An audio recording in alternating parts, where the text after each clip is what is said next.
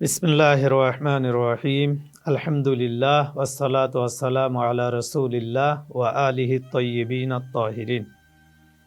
আল্লাহ পাক রব্বুল আলামিন আমাদের হেদায়েতের জন্য কোরআনে কারীম অবতীর্ণ করেছেন। কোরআনে কারীম এমন এক গ্রন্থ যা সব ধরনের মানুষকে আল্লাহর পথে হেদায়েত করে এবং এ গ্রন্থ থেকে আমাদের উপকৃত হওয়া উচিত। পবিত্র কোরআন শরীফে ঘোষণা করা হচ্ছে, ইয়া আইয়ুহান নাসু ক্বাদ জাআকুম বুরহানুম মির রাব্বিকুম ওয়া আনজালনা ইলাইকুম নূরাম মুবিনা। হে লোক সকল, আল্লাহর পক্ষ থেকে তোমাদের নিকট দলিল এসেছে। এই দলিল আল্লাহ পাক রব্বুল আলামিন সকল মানুষের জন্য প্রেরণ করেছেন। কোরআনে কারীম নিজে নূর, এবং যেহেতু কোরআনে কারীম নূর, সেহেতু কোরআনে কারীম যে পথে হেদায়েত করে এ পথ সরল এবং সঠিক। নূরের সাথে এ কারণেই তুলনা করা হয়েছে যে নূর কখনো বক্র পথে চলে না।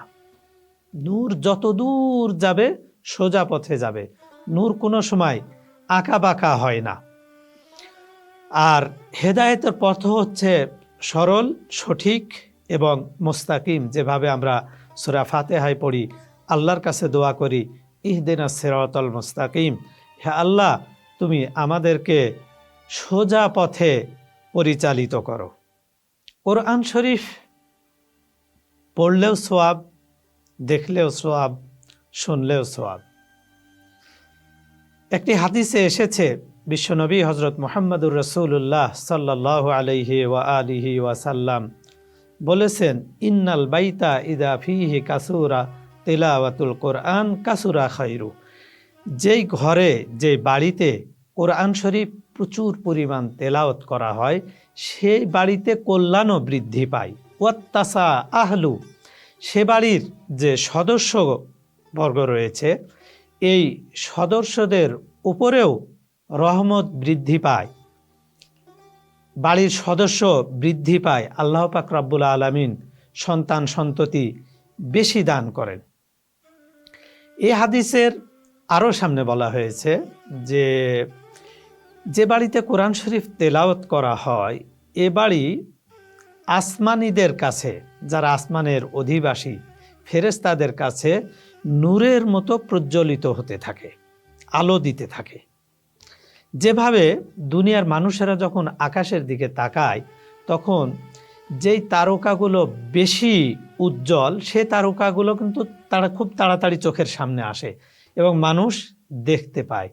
যে বাড়িতে কোরআন শরীফ তেলাওয়াত হয়, এ বাড়িও ঠিক ফেরেশতাদের নিকট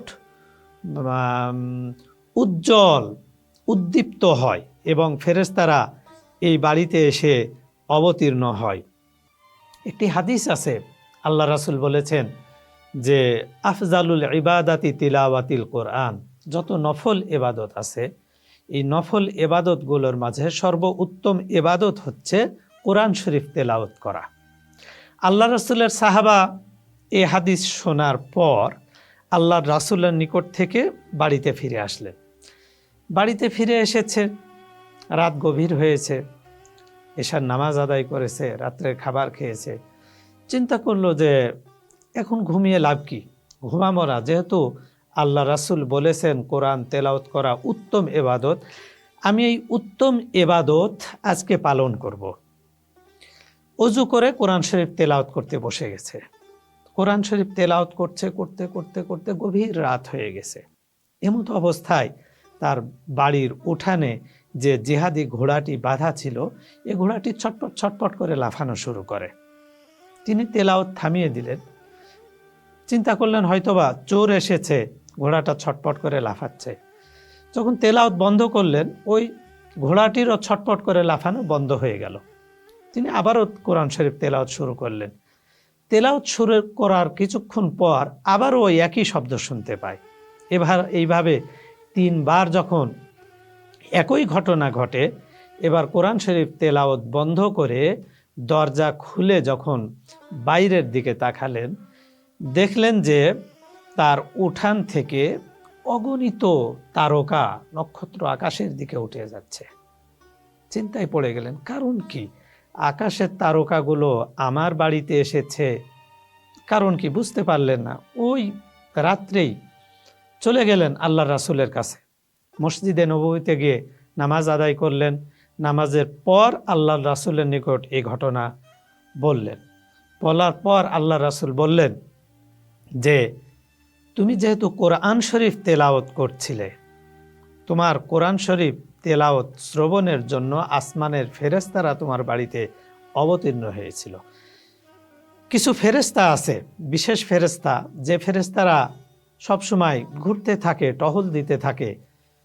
ওই ফেরেশতারা যখন এসেছিল, দেখেছিল যে আশপাশের সকল লোক ঘুমিয়ে আছে আর তুমি কোরআন তেলাওয়াতে মগ্ন ছিলে। তখন তারাও, যেহেতু কোরআন শরীফ শ্রবণ করলেও সওয়াব হয়, কোরআন শরীফ বরকতময় গ্রন্থ, তারা এই বরকত হাসিলের জন্য, তোমার কোরআন শরীফ শ্রবণের জন্য দলে দলে ফেরেশতারা তোমার বাড়িতে অবতীর্ণ হয়েছিল। যতক্ষণ কোরআন শরীফ তেলাওয়াত চলছিল ততক্ষণ ফেরেশতারা দলে দলে ফেরেশতা আসছিল। যখন তুমি কোরআন শরীফ তেলাওয়াত বন্ধ করছিলে তখন ফেরেশতারা সেখান থেকে চলে যাচ্ছিল। আর এই ফেরেশতাদেরকে দেখেই, এই নূরকে দেখেই ওই ঘোড়াটি ছটপট করে লাফাচ্ছিল। তুমি যদি কোরআন শরীফ তেলাওয়াত বন্ধ না করতে, যতক্ষণ পর্যন্ত কোরআন শরীফ তেলাওয়াত অব্যাহত রাখতে, ততক্ষণ পর্যন্ত আসমানের ফেরেশতারা এভাবে অবতীর্ণ হতেই থাকত। কাজেই কোরআন শরীফ মানুষের হেদায়েতের জন্য সবচেয়ে গুরুত্বপূর্ণ ভূমিকা পালন করে, কারণ এটা হচ্ছে আল্লাহর কালাম, এটা আল্লাহর সাথে বান্দার কথোপকথন, আল্লাহর সাথে বান্দার একটা বিশেষ সম্পর্ক। কাজেই কোরআন শরীফ আমরা জীবনের প্রত্যেকটি ক্ষেত্রে আমাদের সাথে রাখবো। আমরা কোরআন শরীফ তেলাওয়াত করব, কোরআন শরীফ বোঝার চেষ্টা করব, সে অনুযায়ী আমল করার চেষ্টা করব। আল্লাহ পাক রব্বুল আলামিন তৌফিক দান করুক। আমিন।